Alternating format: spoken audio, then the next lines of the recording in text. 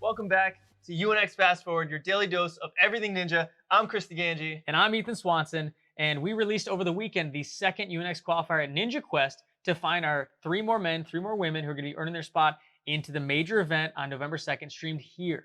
Yeah, so if you want to get to the UNX Championship, you got to be in the top 8 men, top 8 women during the major season. And so we're halfway through our qualifiers for the first major, and we've got 6 more athletes joining those major qualifiers. And this qualifier at Ninja Quest was brutal. I mean, designed by Glenn Davis and Ninja Quest team. Glenn Davis is a maniac, but we only had one finisher with 3.5 seconds left. And then 2 of the obstacles actually took out more than 60% of the entire field of athletes. Yeah, it was an incredibly tough course, but really exciting. So let's jump into our women qualifiers. Right, and taking our 3rd qualifying spot, Nicki Perella getting through the spider with 1 minute and 24 seconds. Yeah, she had a good run. You know, I thought she was going to get through the Iron Maiden, gave herself, a good amount of rest beforehand, just kind of slipped out on her when she started the obstacle, didn't have the right technique, but overall a good run. And then in 2nd place, we had Elena Borges. Really, really smooth, got through Spin the Cat. I think one of the smoothest competitors overall that we saw get through the Spin the Cat. Yeah, I mean, she looked so controlled the entire time, and she got through 1:17 took her to get through the spider. But then again, I think she actually got really far on the Iron Maiden, but just missed one of those holes just a little bit, and that just was enough to take her out. And then our first qualifying spot goes to Rachel Brown, doing it 1.5 seconds faster than Elena. And so it's really close between 1st and 2nd, but they're both moving on. I mean, Rachel, that's expected. We expect her to podium. She's been crushing it all around ninja competitions for years, and now she's going on to the major. Yeah, and if you watch her run, I love the pace that she comes out of the gate with. I mean, she's super fast. Just doesn't stop. I loved watching the beginning of her run. Yeah, and with those 3 women making their way to the qualifier, unfortunately, that meant no women made it past the Iron Maiden. That was so brutal, so slippery. People were just popping off left and right. Yeah, and we saw it on both sides. On the men's side, we saw a ton of men slip out the same way. Just a little technique error, but very hard obstacle. So let's take a look at the men who qualified, our top 3. And in 3rd place, Travis Rust, getting to the salmon ladder and just crunch for time, had to go for it, and just missed that right side of the rung, but good enough to get him that 3rd qualifying spot. Yeah, we didn't really see a lot of people get, past that flying squirrel, past into that back half. He had a very solid run and just looked really smooth. And then our 2nd qualifier was somebody from last week who didn't make it from Naperville, Sam Folsom. I was so excited. He had an early run, made it all the way to the unstable bridge, couldn't make the dismount because he timed out. Right. And I didn't know if that would hold up.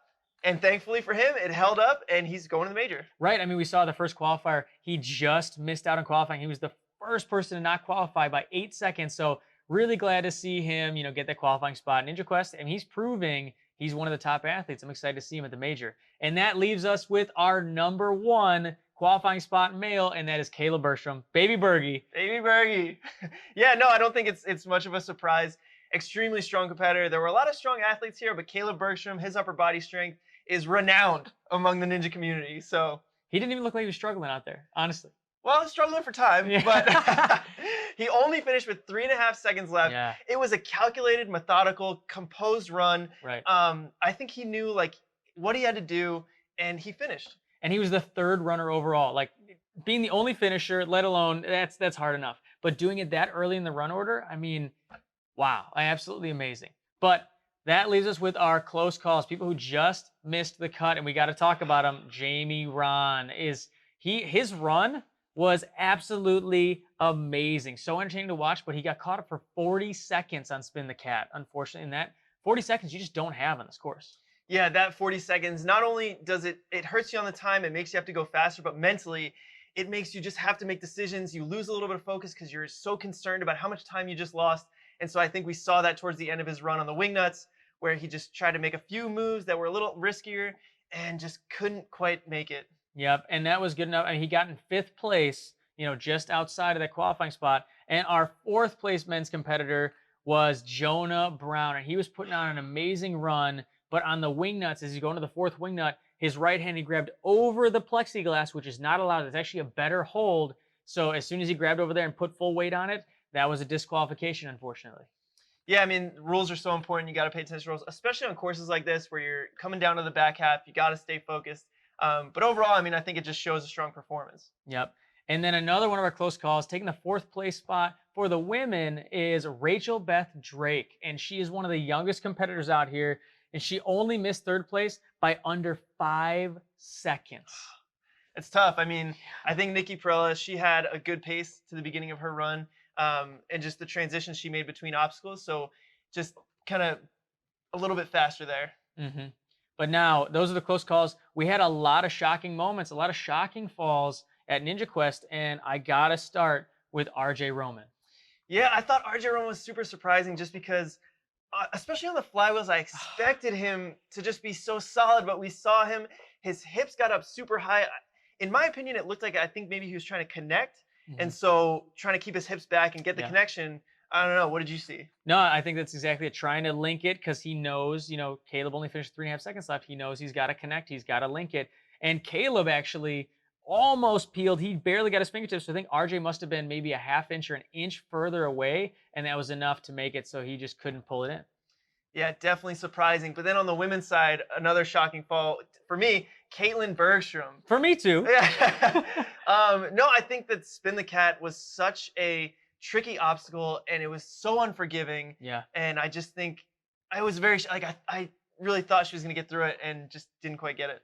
Yeah, I agree. And she was the first women's competitor to be running that day. And I talked to her afterwards, and that got to her a little bit. She was a little nervous about that. So it's tough running that early. But definitely wanted to see her get on the back half because I know she's so strong, and see what she could have done on the Iron Maiden. Yeah, definitely. Yeah.